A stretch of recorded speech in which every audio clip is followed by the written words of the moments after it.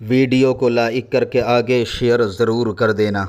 تو سنتے ہیں، مدد کے لیے آتے ہیں، دور نزدیک ان کے لیے کوئی حیثیت نہیں ہوتی۔ اب یہ جس کے میں نے نام لیے، صابر پاک لے لیں، محبوب الہی لے لیں، بلکہ آئیے آپ کو یہ بتاؤں کہ اولیاء اللہ اپنی مرضی سے ہی دنیا سے جاتے ہیں، اور وہ صرف کائنات بدلتے ہیں، مر کر فنا نہیں ہو جاتے۔ ایک واقعہ مجھے یہاں یاد آتا ہے، بہت بڑی تصوف کی کتاب میں لکھا ہے، اس کتاب کا نام اس وقت ذہن میں نہیں آ رہا ہے، کہ ایک بار ایسا ہوا کہ ایک پیر صاحب تھے اور ان کی ایک پکی مریدہ تھی، بڑھیا بڑھاپے میں پہنچ گئی تھی، بڑی پکی مریدہ تھی پیر صاحب کی۔ پیر صاحب سے اس کو بہت محبت تھی۔ عورتیں جو ہے نا بہت پکی ہوتی ہے عقیدے کی، اور خاص طور پہ بوڑھی عورتیں زیادہ پکی ہوتی ہیں، تو وہ بہت پکی تھی عقیدے کی۔ اس نے کیا کیا کہ اپنے بیٹے کی شادی جو ہے وہ منگل کے دن رکھی یا اتوار کے دن رکھی۔ عام طور پر پہلے لوگوں کے نظریات عقیدتوں پہ، حالانکہ حقیقتیں بھی کبھی کبھی وہ چھوڑ دیتے تھے عقیدتوں کی بنیاد پر، تو پہلے کے لوگوں کا گمان یہ تھا کہ پیر صاحب کا انتقال ہو تو یا پیر کے دن ہو یا تو جمعہ کے دن ہو یا جمعرات کے دن، یعنی سنیچر کو پیر صاحب کا انتقال نہیں ہونا چاہیے، اتوار کو نہیں ہونا چاہیے، منگل کو نہیں ہونا چاہیے، بدھ کو نہیں ہونا چاہیے، یعنی اچھے لوگ اچھے دن انتقال ہو۔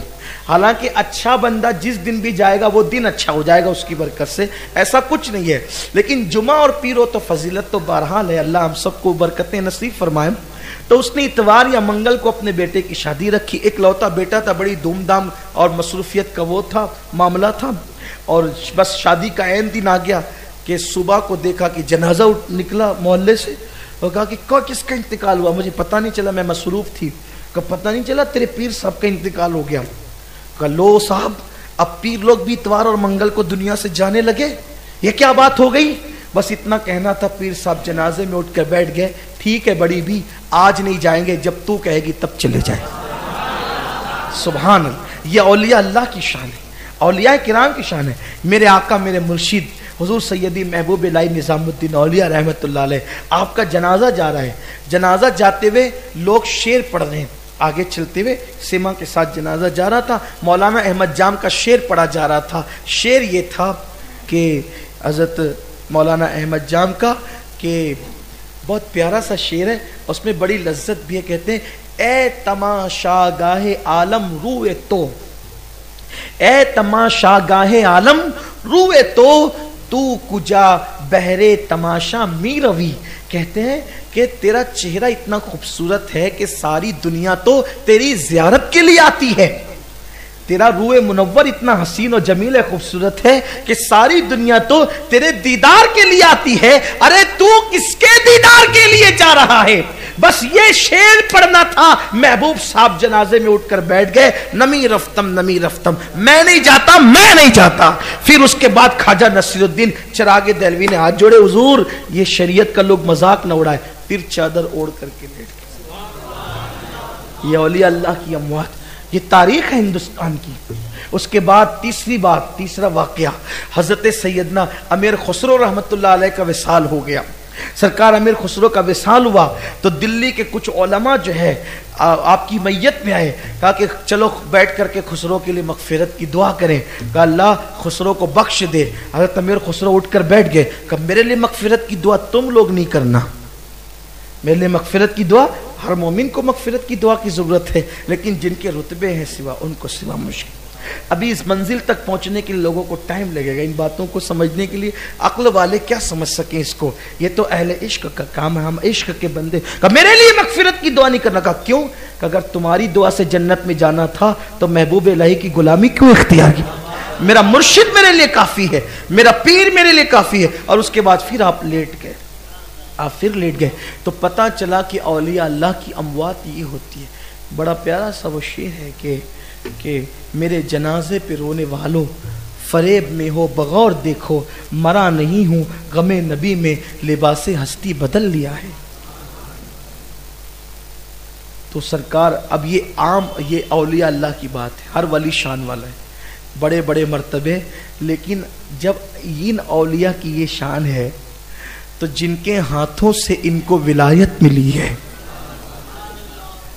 جس کے ہاتھ سے ولایت تقسیم ہوتی ہے، جس کے در سے ولایت بڑھتی ہے، اس میرے مرشد غوث پاک کی شان کا عالم کیا ہوگا، وہ کیسے مدد کرتے ہیں۔ اچھا ایک خاص بات، اولیاء اللہ سے جس نے بھی دل لگا لیا وہاں کچھ نہیں دیکھا جاتا، وہاں کیا دیکھا جاتا ہے؟ دل۔ یہ جو ڈاما ڈول لوگ ہیں نا، یہ کہیں کامیاب نہیں ہے، شک و شبے والے۔ بہت اچھا شعر ہے حضور شیخ الاسلام کا کہ یقین والے کہاں سے چلے کہاں پہنچے، یقین والے کہاں سے چلے کہاں پہنچے، جو اہل شک ہیں اگر میں مگر میں رہتے ہیں، جو اہل شک ہیں۔ دیکھو کہیں بھی جاؤ یقین پیدا کرو، اور یقین ہی نجات کا ذریعہ ہے، ایمان ہی نجات کا ذریعہ ہے، بھروسہ یقین جس کا جتنا پختہ ہوگا۔ کبھی کبھی ایک بات بتاؤں،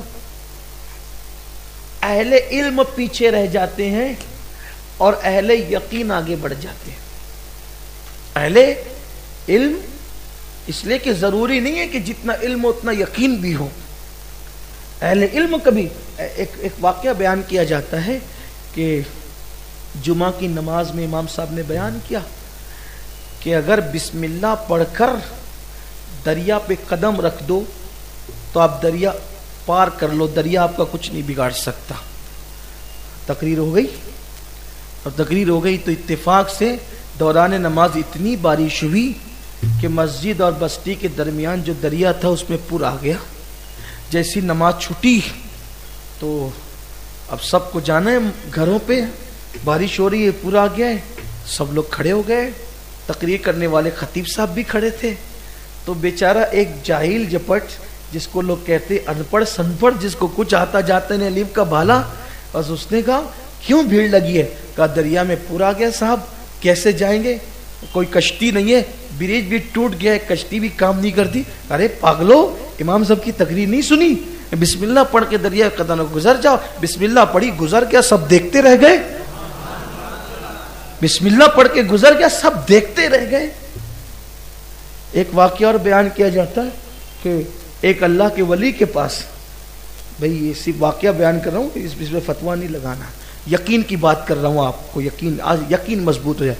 ایک بڑھیا گئی، کہا کہ میرے گھر میں مال دولت بہت ہے، میرے گھر میں مال و دولت بہت ہے، تو کوئی ایسا عمل بتا دے پیر جی کہ میں کوئی چوری نہ ہو۔ جب دیکھتی ہوں نا لوگ آ کے گھر گھر کے میرا مال دیکھ جاتے ہیں، مجھے ڈر لگتا ہے چور آ گیا تو سوتی کیا، جگتی بھی رہوں گی تو نہیں بچا سکوں گی اپنے مال کو۔